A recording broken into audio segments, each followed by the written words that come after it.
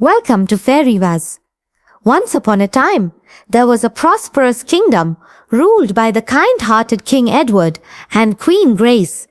They had 7 beautiful princesses, all with identical eyes, complexion, and hair, as if they were 7 versions of the same princess. But one day, suddenly, they cried out, "Run, run! The enemy has attacked! The palace has been attacked! Save your lives! Soldiers have entered the city!" The queen was terrified. She placed her hand on her heart and called out to her eldest princess, Jade. "Jade, my child, take your sisters and go to a safe place." The enemies had destroyed many of the kingdom's buildings. The markets were deserted, and the palace itself was in danger of being captured. Meanwhile, the 7 princesses, following their mother's orders, were taking a secret route toward the distant mountains. Their hearts were filled with worry for their mother, but they were confident that as soon as the situation improved, Queen Grace would find them and bring them back. But little did they know that their lives were embarking on a journey that would change everything. The 7 princesses continued walking toward the forest. Night was rapidly deepening. Dark clouds covered the sky, and a cold breeze rustled the branches of the trees. After a while, terrifying sounds began to emerge from the forest. Wolves howled loudly in the distance.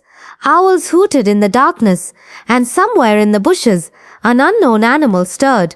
"I am very scared. Be brave. We are all together." The 7 sisters began walking closer together, their hearts pounding. Suddenly, the eldest princess's eyes fell upon a large cave ahead.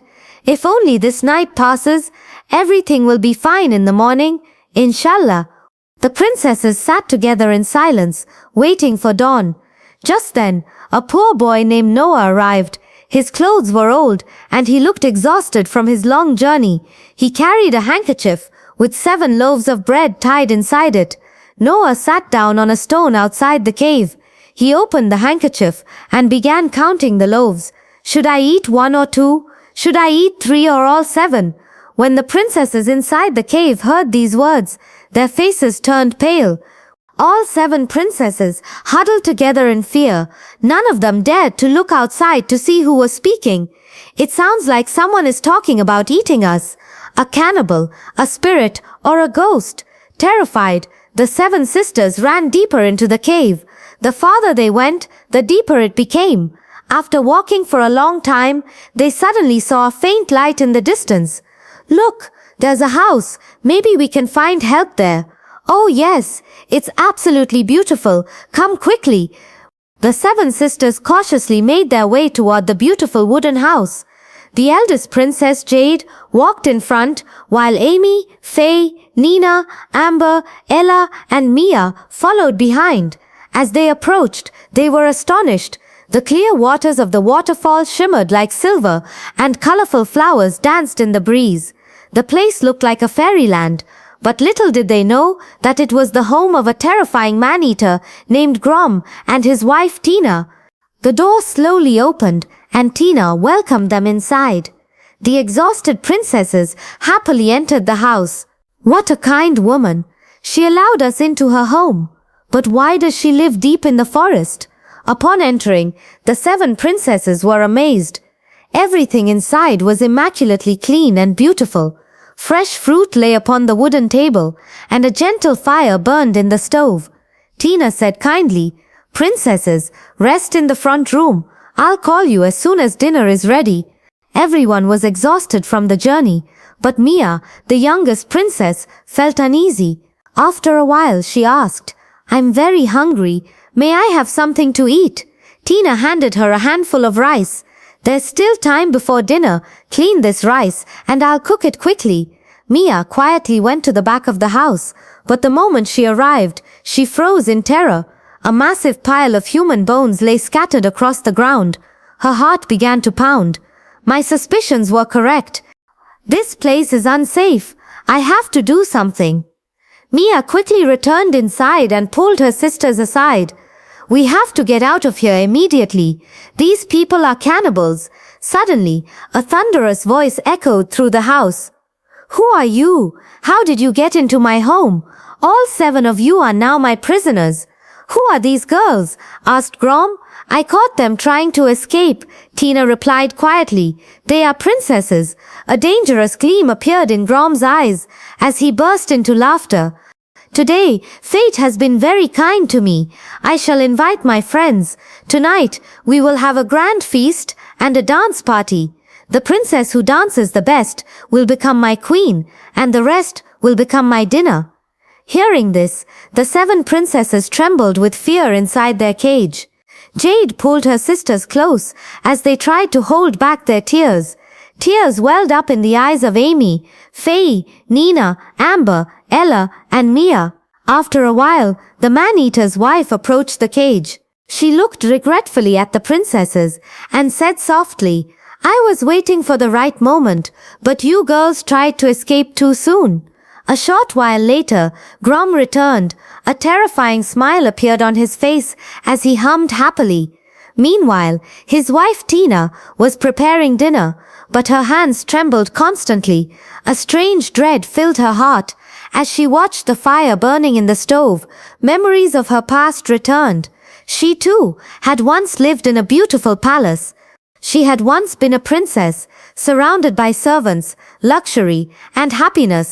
Then one day, Grom deceived her and brought her to the forest. As time passed, she became his wife. She thought to herself, "If I don't help these princesses today, they will suffer the same fate as me. There will be no more suffering. Tonight, this nightmare must end." Soon, Grom's terrifying friends arrived. Some had long tangled hair, some had teeth as sharp as swords, and others had eyes as red as burning embers. The entire house echoed with their laughter and noise. Grom was overjoyed. "Let's begin with the dance party," he announced. "Dinner can wait." He ordered Tina to bring the 7 princesses out of the cage. Terrified, Jade, Amy, Faye, Nina, Amber, Ella, and Mia were brought before Grom and his monstrous friends. Grom clapped his hands loudly and declared, "The one who dances the best among you will become my queen, just like Tina. The rest will become my dinner." With trembling hearts, the 7 sisters began to dance while the creatures watched in amazement. After a while, Grom's eyes settled upon Mia. He could no longer look away from her graceful movements. Finally, he stood up and pointed at her. "This one shall be my queen." Then, turning to Tina, he ordered, "Take the other 6 princesses to the back of the palace. I will join you shortly." Hearing this, Jade, Amy, Faye, Nina, Amber, and Ella turned pale. Tina understood immediately that Grom had dangerous intentions. But at that very moment, Mia stepped forward wisely and said, "My lord, I want my sisters to witness me becoming your queen. Please allow them to stay nearby." Grom smiled. "Very well, Tina, prepare comfortable rooms for the princesses, and have a beautiful red dress prepared for my future queen." As Grom returned to the celebration with his friends, Tina hurried into the princess's room. Fear and anxiety were written all over her face. The 7 sisters immediately gathered around her. In a low voice, Tina whispered, "This is our last chance to escape." "What do you mean?" asked Jade. "This is a magical palace," Tina explained. "It is surrounded by enchantment. If you try to leave without the key, you'll walk in circles forever. Beyond the palace lies a lake." "A lake?" asked Amy. "Yes, if the magical key is thrown into the lake, the waters will part and reveal a path to freedom." "But where is the key?" asked Ella nervously. "It is always kept by Grom," Tina replied. The room fell silent. Finally, Jade looked at Mia. "Only Mia can do this. She has saved us with her wisdom every step of the way." Mia sat quietly for a moment, deep in thought. Then suddenly, a brilliant idea came to her mind. She reassured her sisters and returned to the grand hall, where Grom continued celebrating with his friends. The moment Grom saw Mia, his face lit up with delight. "My future queen," he exclaimed. In a gentle voice, Mia asked, "Would you honor me with one more dance?" Grom was already enchanted by her and immediately agreed. As they danced, Grom forgot about everything else. He proudly praised Mia before his friends, boasting about his future queen. Meanwhile, Mia kept his attention focused entirely on her. Then she noticed something, a golden key hanging from Grom's belt. Seizing the perfect moment, she carefully removed the key and slipped it into her sleeve. Grom was so distracted by his pride and happiness that he noticed nothing. A short while later, Mia quietly excused herself and returned to her sisters. As soon as she entered the room, she revealed the golden key. Hope instantly appeared on the faces of Jade, Amy, Faye, Nina, Amber, and Ella, but Mia knew they had little time.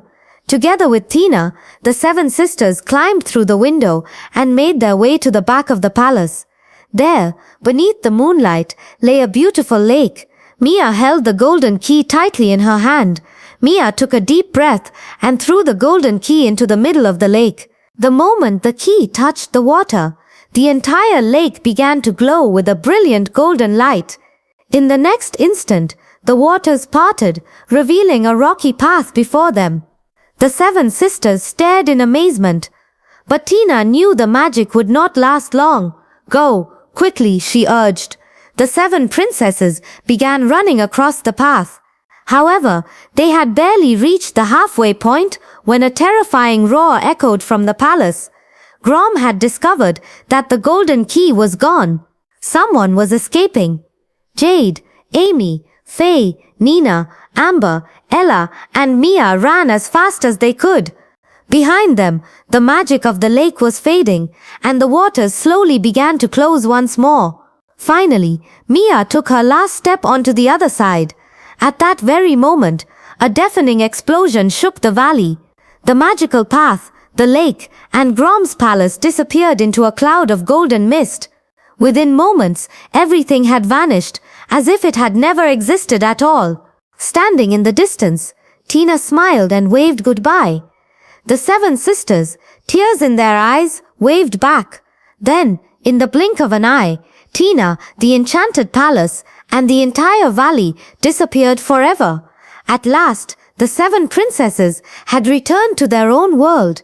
"It seems the war is over," said Jade. "Let's go home. Mother must have searched everywhere for us." But as they approached the palace, everything felt different. The palace was the same. The towering spires were the same. Yet something was missing. Even the beautiful gardens where they had once played as children had changed. Strangers walked among the flowers, and unfamiliar guards stood watch at every gate. As the sisters looked around in confusion, several guards approached them. "Who are you?" one demanded. "And what are you doing here?" Before the princesses could explain, they were arrested and taken into the palace like prisoners. In the royal gardens stood a magnificent throne. Upon it sat a strange queen, surrounded by her attendants. She carefully examined the 7 girls before coldly saying, "Take them away, their fate will be decided later." Once inside the prison, the sisters learned a heartbreaking truth. Their father, King Edward, had fallen in battle. The enemy had conquered the kingdom, and Queen Grace had spent months imprisoned within her own palace. The 7 sisters rushed into their mother's arms and wept bitterly. They were no longer princesses. They were orphans. A few days later, the new queen assigned each of them work within the palace. Jade was ordered to clean the royal court, throne room, and guest chambers. Amy was sent to the royal kitchen, where she washed dishes, prepared food, and assisted the cooks. Faye was placed in charge of the royal gardens, tending to the flowers and keeping the grounds beautiful. Nina was assigned to the royal stables, where she cared for the horses and prepared the royal carriage. Amber was tasked with organizing the queen's gowns, jewelry, and ornaments. Ella spent her days cleaning the palace halls, staircases, and chambers, and Mia became the personal servant of the new rulers, giving her access to the deepest secrets of the palace. Years passed. The 7 princesses lived as servants, working from sunrise until sunset, while no one knew their true identities. At that time, the kingdom was ruled by a handsome and charismatic monarch known as King Adrian. He was powerful, proud, and feared throughout the land. No one dared disobey him. Because Mia served within the royal chambers, she often found herself in King Adrian's presence. Mia was intelligent and wise. she soon realized that if she wished to save her mother and sisters, she would first need to gain influence within the palace. Slowly, through her grace, intelligence and kindness, she caught the king's attention. Whenever King Adrian entered the room, Mia stood apart from the others. There was something regal about her, as though she had been born to wear a crown. Over time, the king's interest in her grew stronger. Meanwhile, Queen Victoria became increasingly jealous. Proud and quick-tempered, she could not bear to see the king listening to Mia's advice on matters of the kingdom. Months later, an announcement shook the entire palace. Standing before the royal court, King Adrian declared, "I have made my decision. I wish for Mia to become my new queen." The court erupted in shock. Queen Victoria rose to her feet in fury and openly defied the king's command. King Adrian, enraged by her disobedience, ordered the guards to arrest her immediately. Within moments, she was dragged from the throne room and thrown into prison. Meanwhile, Mia stood frozen in disbelief. At last, she whispered to herself, "Perhaps heaven has heard the prayers of an orphan." But becoming queen was never Mia's true goal. She had never forgotten her father's death, her mother's suffering, or the hardships endured by her sisters. Quietly, she began putting her plan into motion. Each night, she gave King Adrian a sleeping potion, ensuring that he would fall into a deep sleep. Meanwhile, she secretly gathered her father's loyal soldiers, former ministers, and trusted allies. Little by little, a powerful army rose in support of the lost princess. Then, after months of preparation, the day finally arrived. One morning, the palace gates burst open. Mia's army surrounded the kingdom with incredible speed. Enemy banners were torn down, and the royal throne was reclaimed. The palace fell into chaos.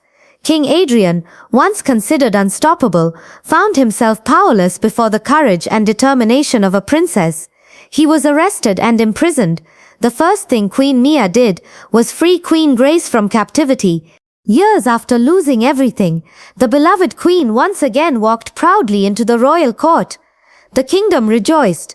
Jade, Amy, Faye, Nina, Amber, Ella and Mia had finally reclaimed their honor and rightful place. Soon, peace and prosperity returned to the land.